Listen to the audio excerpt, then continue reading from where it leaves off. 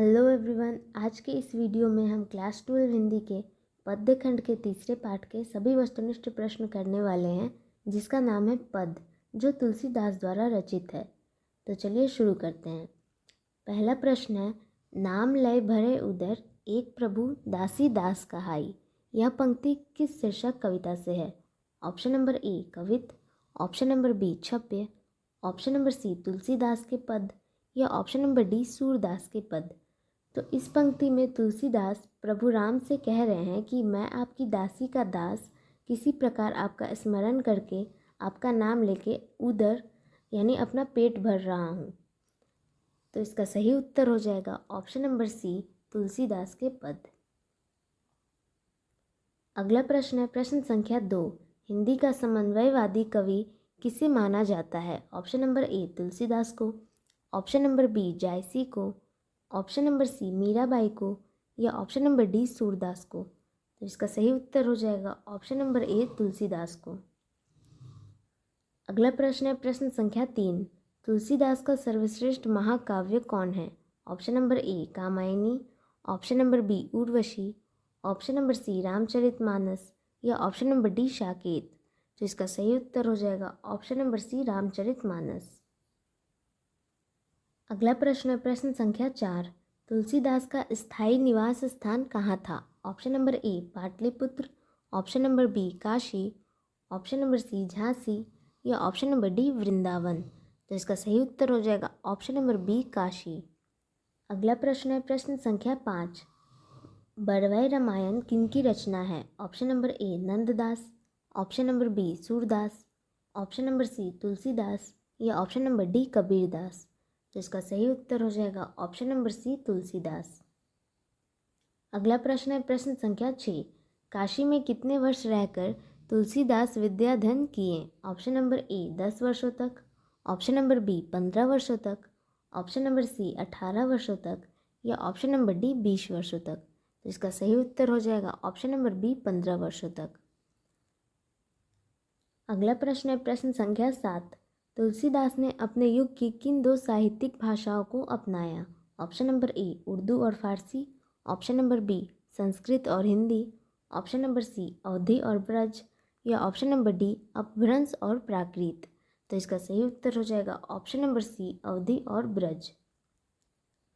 अगला प्रश्न है प्रश्न संख्या 8।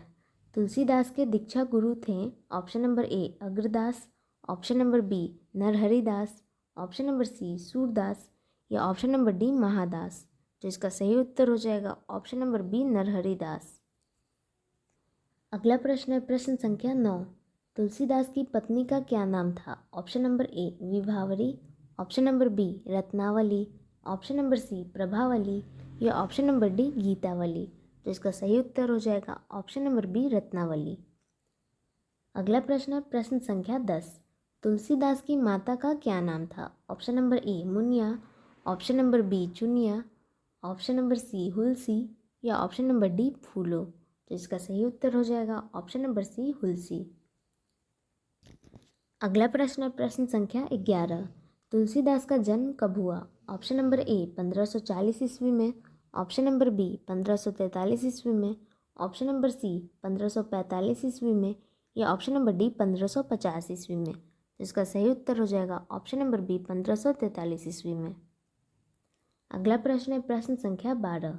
तुलसीदास का जन्म किस प्रदेश में हुआ था? Option number A Himachal Pradesh, option number B Andhra Pradesh, option number C Uttar Pradesh या ऑप्शन नंबर डी मध्य प्रदेश।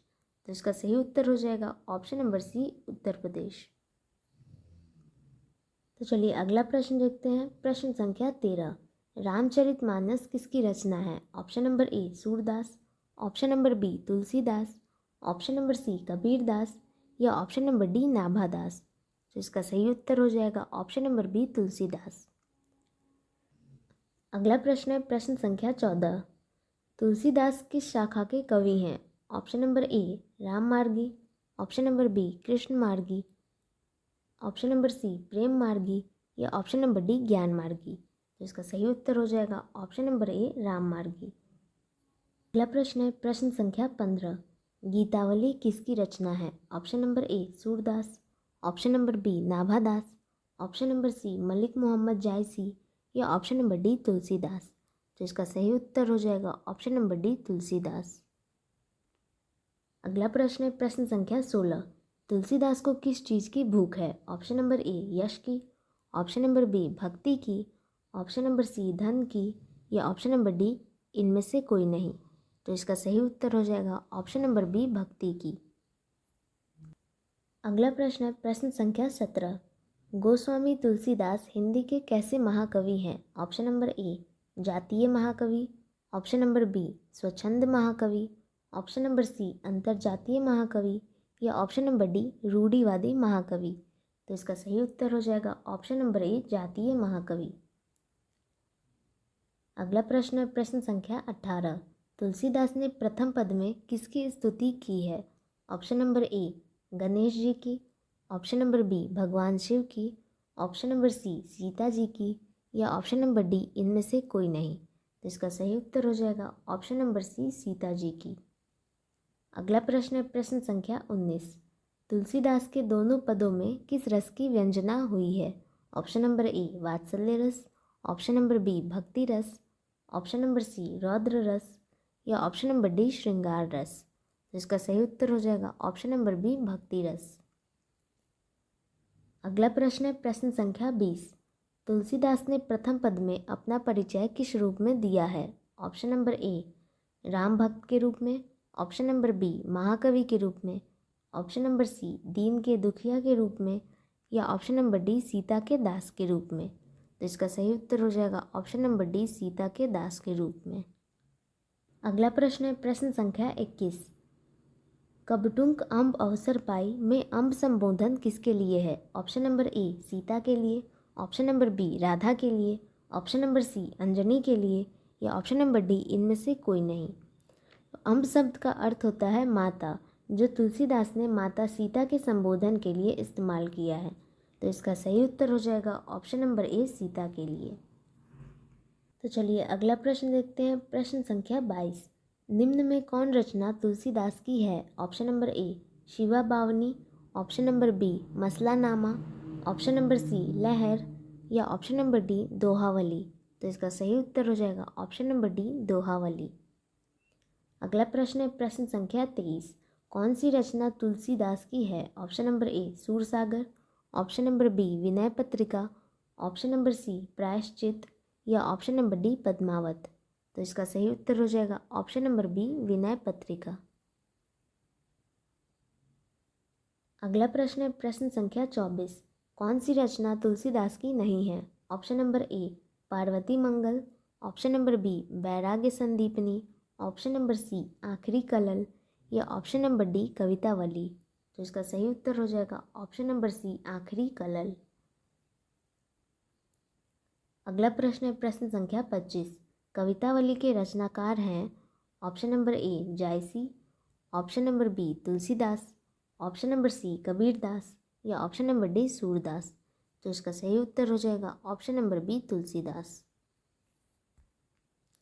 अगला प्रश्न है प्रश्न संख्या 26। हनुमान बाहुक को तुलसीदास की किस कृति का एक अंग माना जाता है? Option number A Janaki Mangal, option number B Kavitavali, option number C Gitavali या option number D Shri Krishna Gitavali. तो इसका सही उत्तर हो जाएगा ऑप्शन नंबर बी कवितावली। अगला प्रश्न है प्रश्न संख्या 27। रामचरितमानस का प्रधान रस है? ऑप्शन नंबर ए वीर रस, ऑप्शन नंबर बी श्रृंगार रस, ऑप्शन नंबर सी करुण रस या ऑप्शन नंबर डी भक्ति रस। तो इसका सही उत्तर हो जाएगा ऑप्शन नंबर डी भक्ति रस। अगला प्रश्न है प्रश्न संख्या 28। निम्नलिखित में रामचरितमानस क्या है? ऑप्शन नंबर ए गीति काव्य, ऑप्शन नंबर बी गाथा, ऑप्शन नंबर सी महाकाव्य या ऑप्शन नंबर डी खंड काव्य। तो इसका सही उत्तर हो जाएगा ऑप्शन नंबर सी महाकाव्य। अगला प्रश्न है प्रश्न संख्या 29। इनमें से कौन सी रचना तुलसी की नहीं है? यानी इनमें से कौन सी रचना तुलसीदास की नहीं है?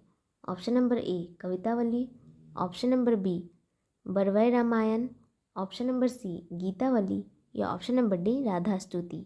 तो इसका सही उत्तर हो जाएगा ऑप्शन नंबर डी राधा स्तुति। हमारा अगला प्रश्न है प्रश्न संख्या 30। मानस यानी रामचरितमानस का रचना समय क्या है? ऑप्शन नंबर ए संवत 1631, ऑप्शन नंबर बी संवत 1622, ऑप्शन नंबर सी संवत 1480 या ऑप्शन नंबर डी संवत 1632। तो इसका सही उत्तर हो जाएगा ऑप्शन नंबर ए संवत 1631।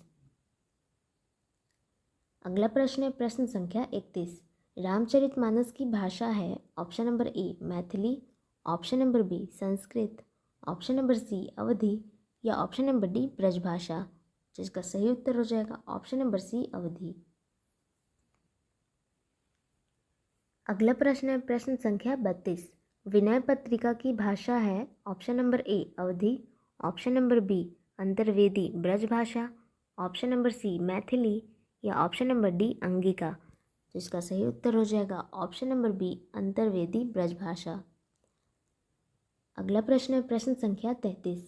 तुलसीदास का जन्म कहाँ हुआ था? Option number A Rajapur Banda Uttar Pradesh, option number B Ayodhya में, ऑप्शन नंबर सी हाजीपुर में या ऑप्शन नंबर डी प्रयाग में। तो इसका सही उत्तर हो जाएगा option number A Rajapur Banda Uttar Pradesh. अगला प्रश्न है प्रश्न संख्या 34। तुलसीदास का मूल नाम क्या था? Option number A Bam Bhola, option number B Ram Bola, option number सी हरि बोला या ऑप्शन नंबर डी इनमें से कोई नहीं। तो इसका सही उत्तर हो जाएगा ऑप्शन नंबर बी राम बोला। अगला प्रश्न है प्रश्न संख्या 35। तुलसीदास के शिक्षा गुरु थे option number A Narharidas, option number B Ravidas, option number C Shesh Sanatan या option number D Madhusudan Saraswati. तो इसका सही उत्तर हो जाएगा ऑप्शन नंबर सी शेष सनातन। अगला प्रश्न है प्रश्न संख्या 36। इनमें से कौन सी रचना तुलसी यानी तुलसीदास की है? ऑप्शन नंबर ए लग्न पत्रिका, ऑप्शन नंबर बी प्रणय पत्रिका, ऑप्शन नंबर सी सीता स्वयंवर या option number D Vinay Patrika. जिसका सही उत्तर हो जाएगा option number D Vinay Patrika. अगला प्रश्न है प्रश्न संख्या 37। कौन सी कृति तुलसी रचित है? मतलब इनमें से कौन सी रचना तुलसीदास द्वारा रचित है? Option number A Uttar Ramcharitam, option number B Ramayan, option number C Ramcharitmanas या option number D Khanjan Nayan. तो इसका सही उत्तर हो जाएगा ऑप्शन नंबर सी रामचरितमानस। अगला प्रश्न है प्रश्न संख्या 38। कौन सी कृति तुलसीदास द्वारा रचित नहीं है? Option number A Vairagya Sandipani, option number B Panchavati, option number C Barvai Ramayan या option number D Janaki Mangal. तो इसका सही उत्तर हो जाएगा ऑप्शन नंबर बी पंचवटी। अगला प्रश्न है प्रश्न संख्या 39। पाठ्य पुस्तक में संकलित तुलसी के पद तुलसीदास की किस कृति से लिए गए हैं? ऑप्शन नंबर ए दोहावली से, ऑप्शन नंबर बी रामलला नाचू से, ऑप्शन नंबर सी कवितावली से या ऑप्शन नंबर डी विनय के पद से। जिसका सही उत्तर हो जाएगा ऑप्शन नंबर डी विनय के पद से। अगला प्रश्न है प्रश्न संख्या 40। तुलसीदास किस काल के कवि थे? ऑप्शन नंबर ए आदिकाल के, ऑप्शन नंबर बी रीतिकाल के, ऑप्शन नंबर सी आधुनिक काल के या ऑप्शन नंबर डी भक्ति काल के। तो इसका सही उत्तर हो जाएगा ऑप्शन नंबर डी भक्ति काल के। हमारा अगला और इस पाठ का अंतिम प्रश्न है प्रश्न संख्या 41। हनुमान बाहुक रचना कितने छंदों की है? Option number A 44, option number B 45, option number C 46 या ऑप्शन नंबर डी 47। तो इसका सही उत्तर हो जाएगा ऑप्शन नंबर ए 44। तो यहाँ पे पार्ट 3 के सभी वस्तुनिष्ठ प्रश्न समाप्त होते हैं। मिलते हैं आप सभी से अगले वीडियो में। तब तक के लिए अपना ध्यान रखें और पढ़ाई ज़रूर करते रहें। यहाँ तक वीडियो को देखने के लिए आप सभी का बहुत बहुत धन्यवाद।